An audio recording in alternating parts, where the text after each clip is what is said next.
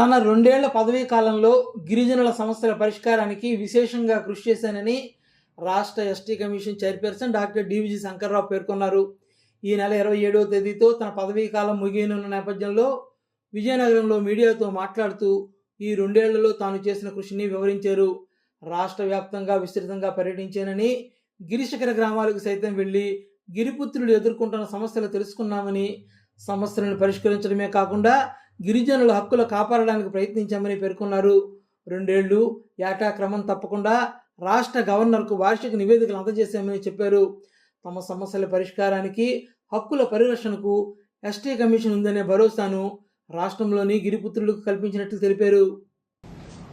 దీనికి భుజాల మీద బాధ్యత ఎంత ఉందో చేతిలో అంత అధికారం ఉంది. ఈ అధికారాన్ని ఉపయోగించి ఆదివాసీల్ని హక్కుల్ని కాపాడాలి.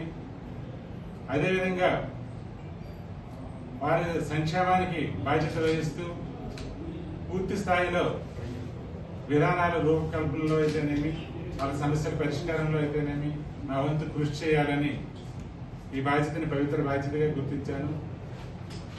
ఆ రోజు నుండి ఈ రోజు వరకు ఒకే టార్గెట్గా పనిచేసాం. ఏంటంటే ఎస్టీ కమిషన్ అన్న ఒక ప్లాట్ఫామ్ ఆదివాసీల కోసం ఉంది. కాబట్టి ప్రతి ఆదివాసీకి ఇది పరిచయం కావాలి.